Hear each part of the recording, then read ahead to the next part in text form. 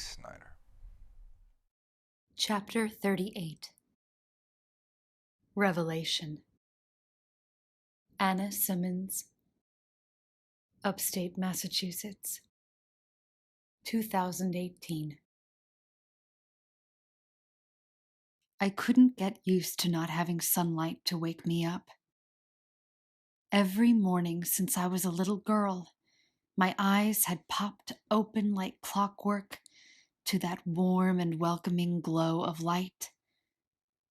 But now, locked away in the shelter, the only glimpse of sunlight I ever got was when I'd walk up that ladder, pick up the rifle, and end the torment of every ghoul that had come wandering round since hearing the last shots I'd fired.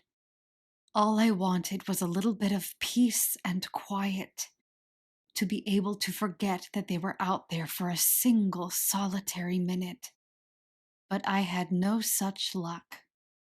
At least my husband had had the sense to keep plenty of earplugs and ear protection down in the shelter, keeping those darn undead from interfering with the dreams when I was able to see Sebastian again.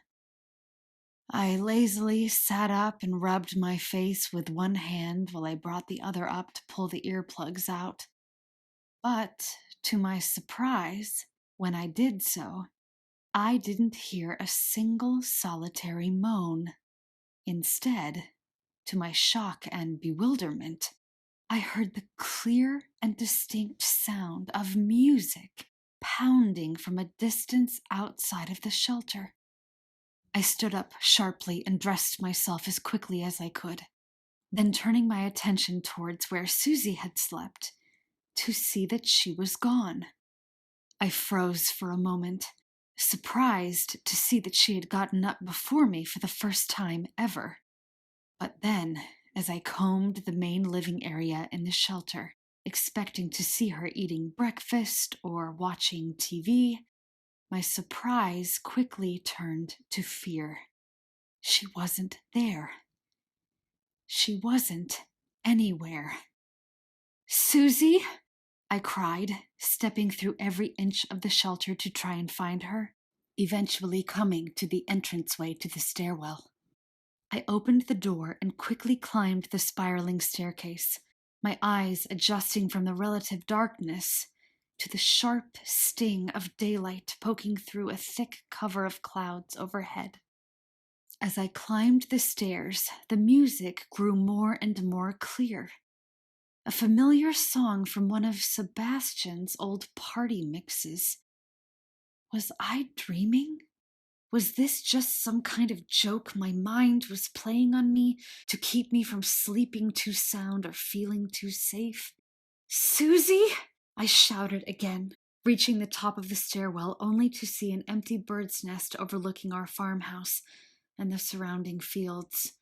But when my eyes came to rest upon the sight of the rope ladder dangling over the side of the nest and out into the world, I realized Susie wasn't there. My heart skipped a beat and my world collapsed as I rushed forward and pressed my waist against the edge, peering out to try and catch any glimpse of her. Perhaps she had heard the music and thought it was a sign that everything was okay.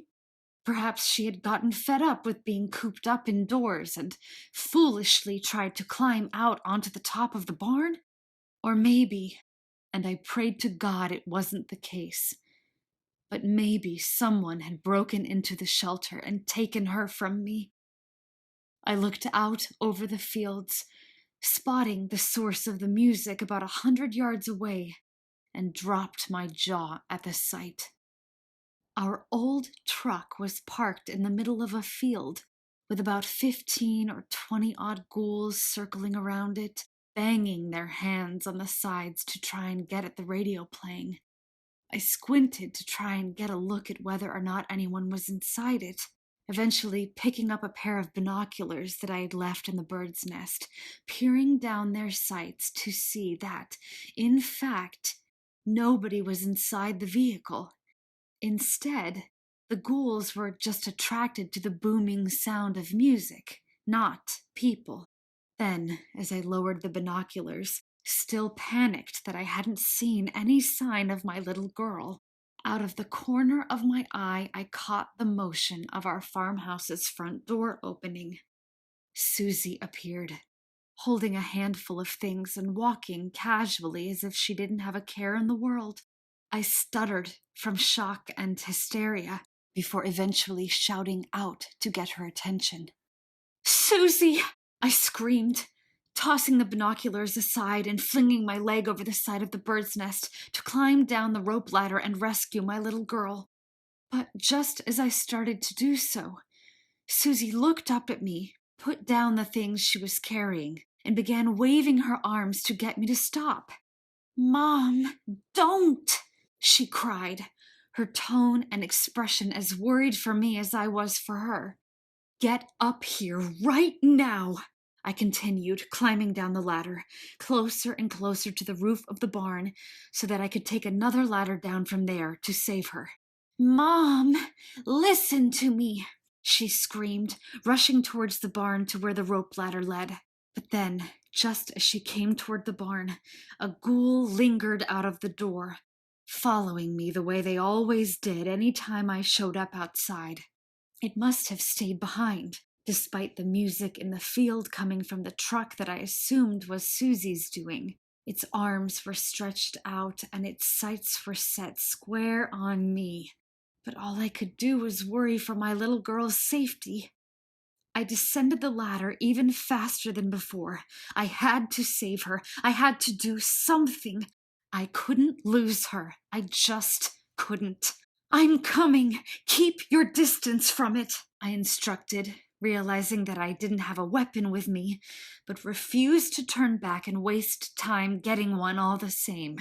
I planted my feet on the roof of the barn and swiveled around to see Susie, standing right beside the ghoul as if nothing were the matter, smacking it hard in the side of the ribs with a wooden board while looking up at me. I stood stunned for a moment, in utter disbelief that she could be so stupid. I had to be dreaming. I just had to be dreaming. "What the hell are you doing?" I shouted, so upset and confused that I felt my blood boil and traumatized tears filled my eyes. What in God's name was she thinking? How could she be so brazen and reckless? "Mom, they don't see me," she replied, continuously swinging the board into the side of the ghoul until, after a few more solid whacks, its spine snapped out of its side and its intestines poured out like a bag of worms. The smell rushed up to me and I gagged, covering my mouth to keep from throwing up. Susie stepped away from it, holding her shirt over her face and dropping the board. The ghoul continued to moan and reach up for me, completely ignoring Susie just like she'd said. "Oh, gross!" Susie exclaimed, jumping back sharply and wiping some goo off the side of her shoe. "Please get up here, Susie, please!" I begged, not giving a damn whether or not she thought she was safe. I was terrified. She rolled her eyes and walked over to the ladder, pulling herself up one step at a time until she was within arm's reach of me. I snatched her up and pulled her close, squeezing her so tight she made a sound like I had just crushed the air out of her. I wept on her shoulder, so grateful that she was all right, and yet so darn mad that I could barely think about anything other than yelling and screaming my head off. "Mom, I'm fine." "No, you're not," I replied, finally releasing her from my vice of a hug. "You're not all right if you think it's okay to scare me like that. If you think it's okay to put your life at risk, as if all of this is just some kind of game." "Mom, calm down. It's okay." "How could you do that, Susie? How could you be so reckless? I'm sorry I scared you, but you never would have let me try leaving the shelter in a million years, and you know it, because I'm not willing to put your life at risk for an armful of stuff from the house." "I wasn't at risk," Susie exclaimed, reaching out and shaking my shoulders to try and get me to snap out of my hysteria and listen to her. I got the infection somehow, Mom, just like Sarah did. Don't you get that? But it didn't affect me. I must be immune to it or something.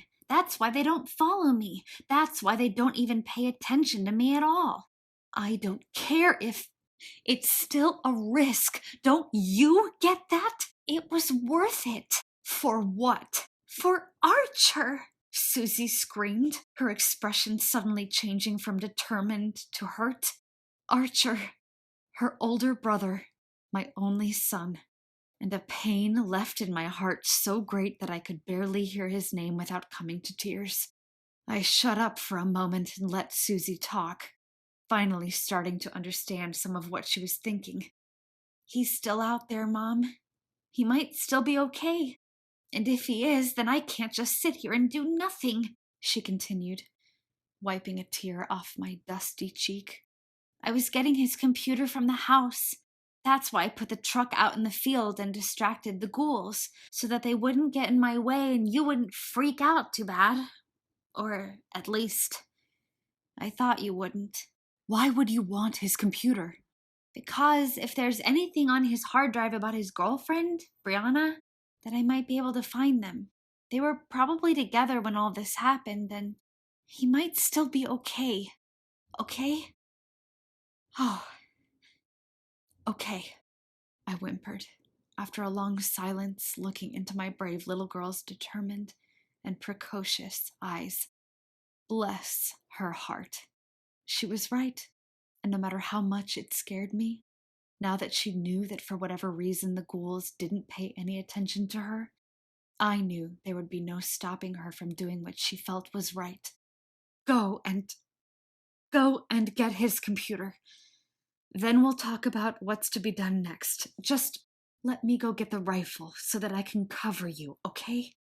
Mom, I'll be fine, she replied, giving me a reassuring hug before returning to the ladder and going back for Archer's computer that she'd left lying next to our old house's front door.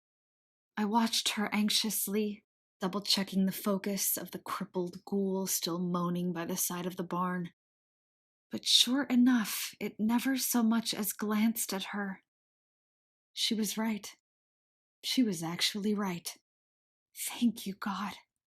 Thank you, God. Thank you, God. My little girl was going to be all right. She was immune.